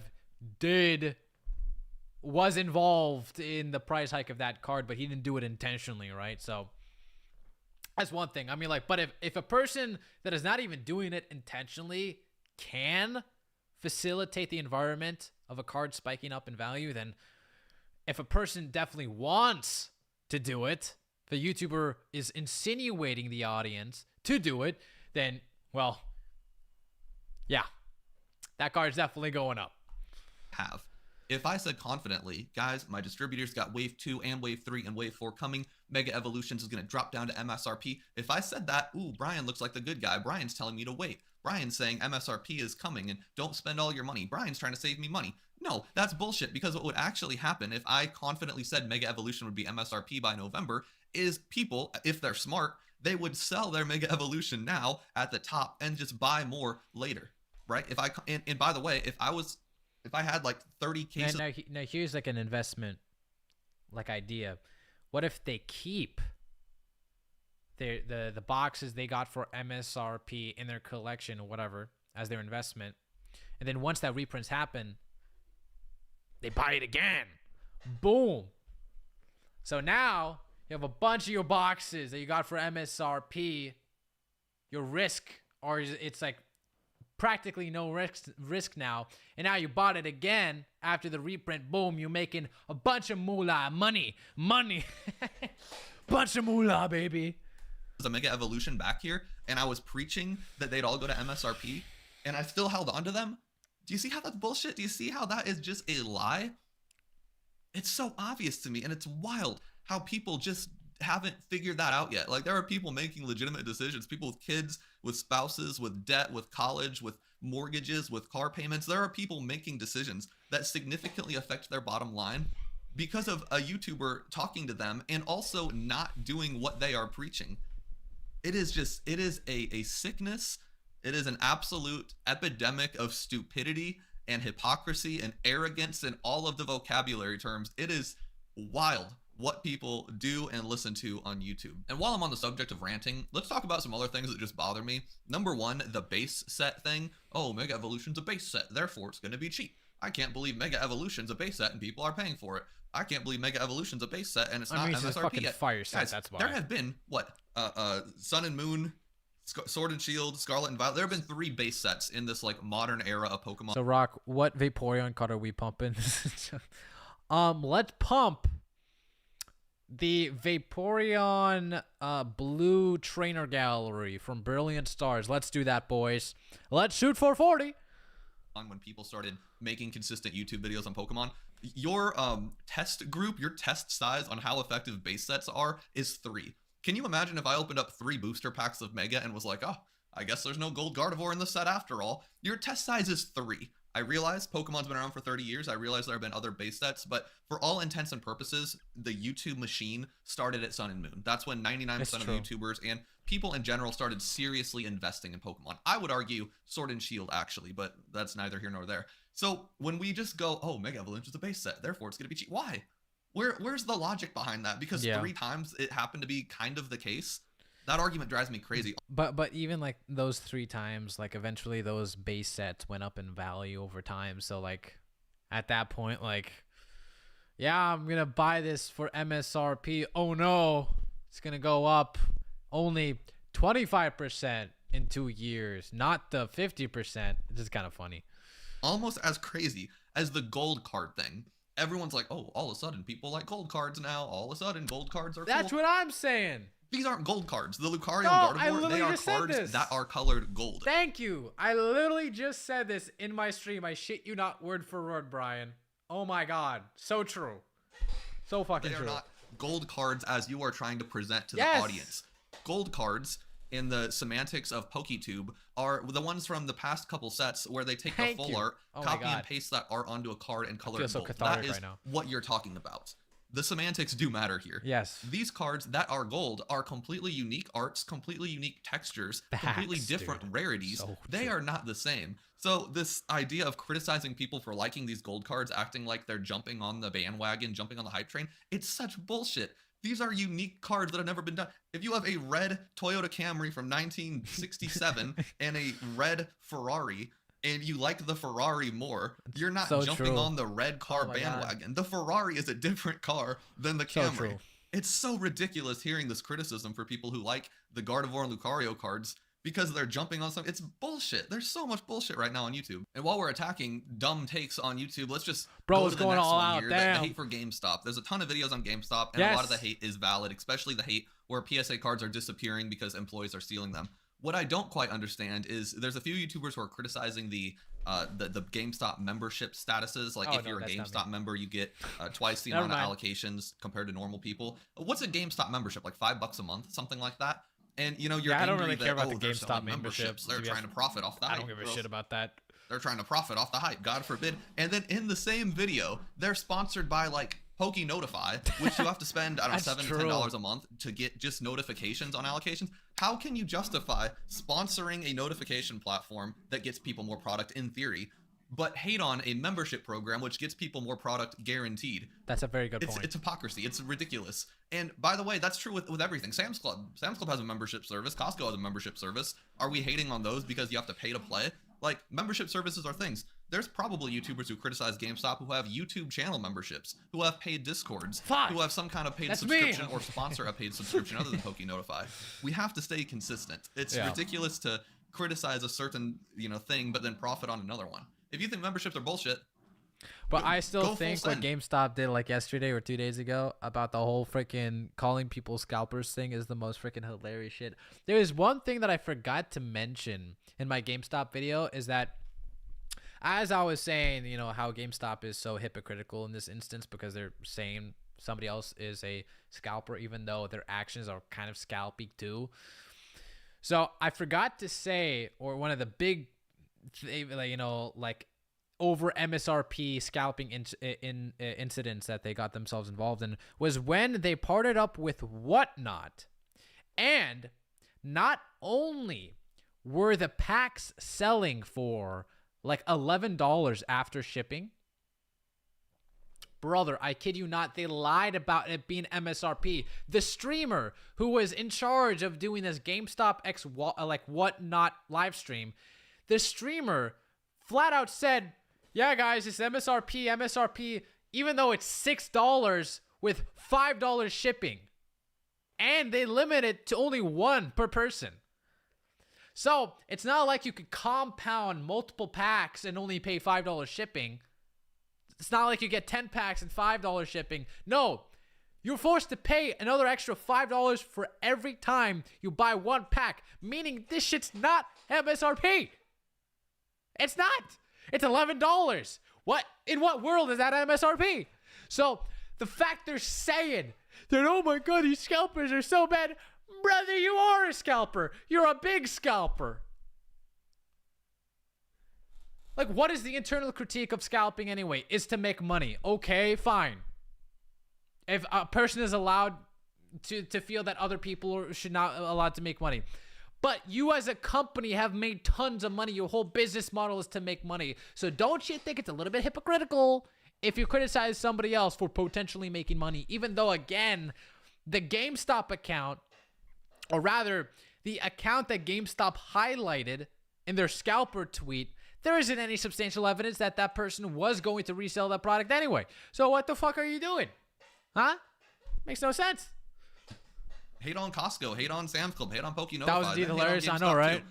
You have to pick one. And going along with the GameStop hate and everywhere else selling Mega Evolution at MSRP, what you have to understand is stores as large as GameStop with 4,000 retail locations across the states, they're not looking at a Pepsi can by the individual can. They're looking at the Pepsi can as a product. They're looking at cases of Pepsi cans. They're looking at pallets of Pepsi cans. They're looking at truckloads of Pepsi cans. So when you're getting, I'll get to the point here, when you're used to getting 5 trucks of Pepsi cans and making X amount of dollars per truck, say $10,000 per truck, you're used to, whenever there's a new Pepsi SKU, you're used to making $50,000 per new item, right?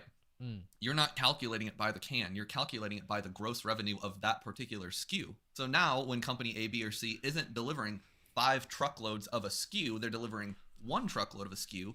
They're looking at that and not going, oh, we're going to make more money per can. No. They're going to look at that and go, okay, we're getting 1/5. We're going to have to raise our prices on this product. We need to upcharge what we're getting.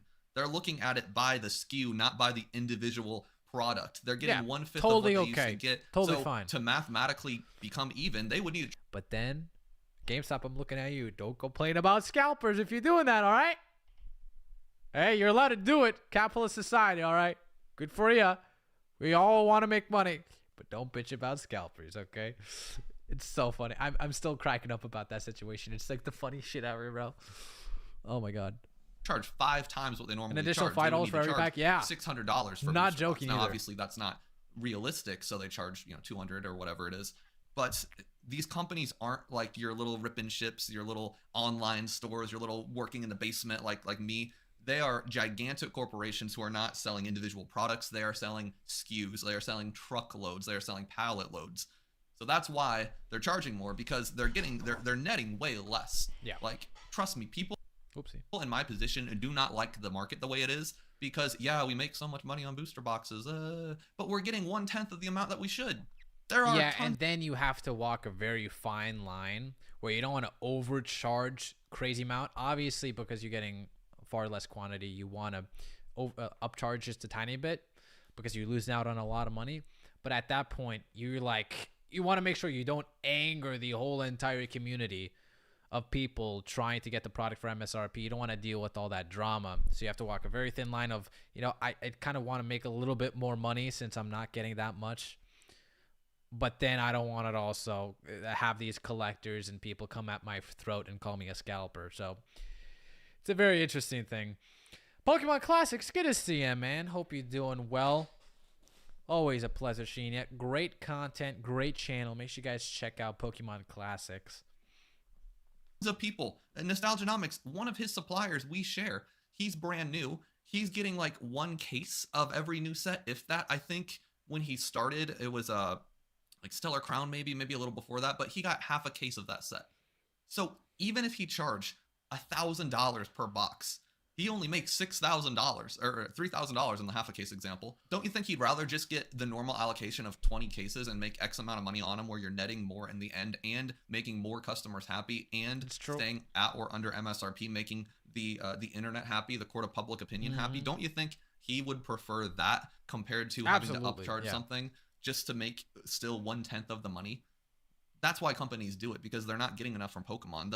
The most evil person in the room, or maybe not evil, but the person that needs to be blamed more than anything else is the Pokemon card company themselves for not printing enough. And while we're talking about the Pokemon card company, can we address I'm hot right now. Can we address the absolute stupidity of this? Pokemon just needs to slow down. Pokemon needs to release less product. That is the most American thing I've ever heard in my life. Us in America, I say that because most of my audience is from the United States. We have the tendency of thinking the whole world revolves around us as a country. America first. We are almost never at the top chart unless it's school shootings. We are always like right in the middle of every imaginable chart out there. But we have this ego that. But do you know what we are number one at? Missiles, artillery, bro. No one can beat America at that. We have those nukes. Come on, boy. We got the good shit. America, rah! What the frick is an AK-47? We're the number one thing out there. Let me get to my point here. So when our market is hot and when boxes are selling for double MSRP, we go, oh, well, Pokemon just needs to stop releasing so many sets. Do you know what our sets are based on? Our sets are based on Japanese sets. Pokemon is a Japanese company. So just because our market's it's not even revolving on us at all. We got to shut off Japan's printers too, or Korea's printers, or Hong Kong's printers. And the thing is that it's not like Pokemon International can make the rules on whenever they release a product. I'm pretty sure they're communicating with Pokemon Japan, and they pretty much have the say-so on when their translated cards get to release. So what did I just join into? I was if you joined in when I was saying that was kind of funny. That was a funny thing if you joined in when I said that. America, rah! What the fuck is a kilometer? Or the Spanish, there's like 20-ish languages of Pokemon cards. Just because us Americans want to shoot each other at Costco to get a product, we need to just shut down the whole operation. Pokemon has probably a 5 to 7 year plan that, it's so despite true, whatever shitty president we have, whatever shitty economy, the feds, the whatever, Pokemon has a plan. written out set by set for probably 5 to 7 years. Marvel, the MCU, who can't even make a good movie anymore, they have a 7 to 10 year plan. They know what they're releasing in 2035 right now. So you know Pokemon does too. When there's this temporary market condition, this temporary boom that, you know, they might not have foreseen, they're not going to just delete all their plans for every single country because America can't get our shit together. They are going to... And if we are not in control of when our American products are going to release, then that would mean the burden is now on Japan. And Japan's whole environment of, you know, accessibility to Pokemon is completely different. So Japan don't really care about how hard it is to get English products overseas. They don't give a shit about that. They just care about how hard it is to get Japanese Pokemon cards, because they're in control of that, right? So why would they say, oh no, we care about, you know, the English collectors so much that you guys should slow down? That's not how things work, okay? Ultimately, Nintendo is gonna get all the profits from this, or Game Freak, Nintendo, whatever company is also involved, Millennium Printing Group. Ultimately, they're going to get the money, so why would they care, right?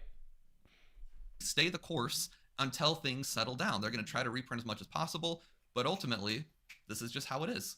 And I think the stupidest theory I've heard so far, this one I've heard from several YouTubers, is Pokemon just needs to release a worse set. They need to release like 1 or 2 bad releases to lower the hype. Yeah, I don't Let's talk about that business strategy, Timmy. I mean, at the very least, just how about just print more? That's all. I mean, that's the easiest solution to this thing. Okay, like how about I really like the sets that are coming out, but just print more. How about that? Maybe buy. I mean, you're a $1 billion company, man. How about you buy another facility to print more shit? Like how about that? Like, I want the quality to be as good. Just print more shit if you're able to. If you're not, well, GG's chat. We're just going to have to rely on the hype dying down.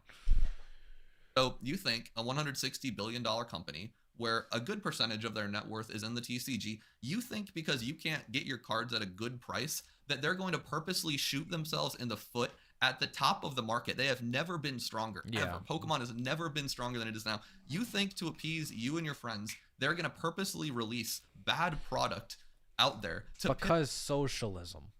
It's not even that too. Like, why would you want a worse set? It's like at this point, Pokemon could literally release a pile of dog shit and it would sell out in 2 hours. It's like you're not gonna get it regardless anyway, right? People are just gonna scalp that shit. So either you hope that they're gonna print more, or hope that the hype is gonna die down. It's realistically the only thing you can do. Piss off 25% of the audience so that you can get a booster box at MSRP. That is the stupidest theory I've ever heard in my life. No one would do that. Can you imagine if you're bankrolling and you go, I'm making too much money. I'm gonna purposely hurt my business to slow down so I can get more customers. Oh no, that is ridiculous, so much asinine, money. Just outrageous thinking. And here's the real irony behind that. Let's say Pokemon followed your advice. Let's say Pokemon was like, that Timmy from YouTube, he's right. We're going to release 2 really shitty sets. We're going to release 2 Storm Sieges and Crimson Invasions in a row. So that people, what the fuck is a kilometer to socialism real quick? I know, right? People stop buying our product. Even if they did that, let's say they did that plan. You know what you would do on the 3rd set when Pokemon starts trying again? You'd be like, this shit's ass. This set's not good either. Pokemon's just been on a downhill spin. I think I'm going to invest in Bitcoin. That's what you would do. Because that's how it was.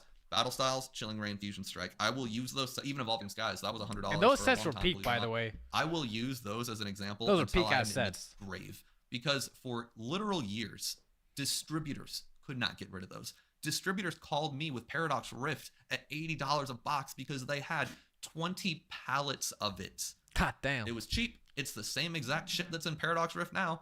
I miss those days so much. I promise you, they did not print extra roaring moons or whatever to make the set better. It's the same exact stuff, but no one wanted it when the market was cool. So you really think Pokemon's going to purposely cool the market again to get you a box? It makes no sense. Buy it anyway. You're going to move on to Legos. It's like this perfect, ideologically sound, perfect world. It's like, oh my god, this sounds so good in practice, but in reality, it just completely crumbles. Like, oh my god, Businesses should care about the people and not money.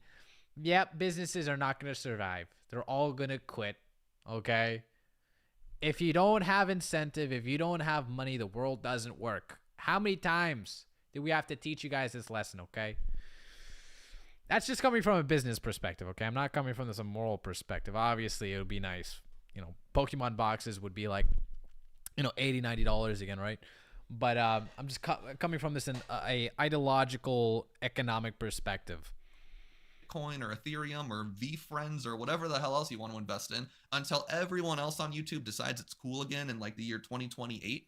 And then you'll all of a sudden become a Pokemon fan yet again. All of a sudden, nostalgia will tickle your fickle and you'll be right back on Tickle it. my That's pickle. how most people on social media work.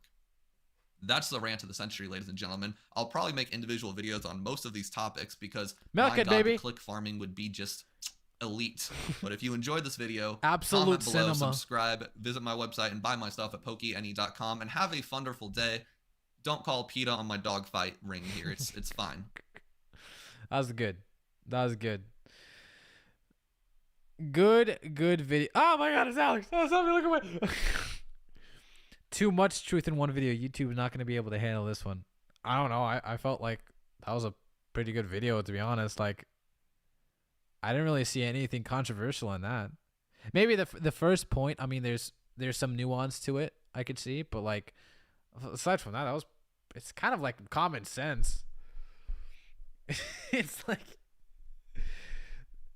the thing is, Nostalgianomics could say the same exact things, but instead of saying the points, he would say that you listen to me. If you don't listen to me, well, you're wrong. It's like that's the difference. Oh man. I respect the hate as a collector. I just don't care about why y'all stupid investors game. I'm European. Sadly, I get upcharged, but I still buy cards. Mostly singles unless I find a deal. Y'all can go pump a base set or invest or not or pass on it or anything like that. I don't care about neither should people. I mean, that's fair. Appreciate the future, man. You're one of my favorite people in PokéDrama. I appreciate that, Brian. I really do. I love you too. You're great. I love it. I love the reaction, Sandy. I appreciate you. I'm going to try to do more of these. But anyway, let me link the video real quick so y'all can give it a wee bit of a like. Over here. Boom. El Bomboclat. Boom. All right. Shout out to Cardverse. Yes, if you guys want to go get my binder, it's down in the description down below if you guys are into that. But anyway, I think that'll do it for today's stream. We're about an hour and 47 minutes in. I feel like that's kind of like average for us. Yeah, that Nostalgianomics video or response, that was crazy, bro. Like, I'll be honest, like, that was fucking wild, bro. I had a freaking connuptia just listening to that. That was, wow. Yeah. I'm tired right now. But anyway, thanks everyone. Appreciate you, Brian. Appreciate Vert. I appreciate even Nostalgianomics. I appreciate you guys for making those videos for me to react to. I might disagree with you on some things, but ultimately, we're all YouTubers, right? Even if we disagree with stuff, I still respect all of you to some degree. And I'm mainly saying this simply to Alex. I mean, I am friends with Shiny Bird and PokéNE, but Alex, don't take this the wrong way, okay? I was just giving you my opinion. I have some critiques about your opinion and your thought process. I don't hate you or anything, but anyway, always be respectful to each other, guys. Always remember that. But anyway, thank you guys for watching the stream. Every single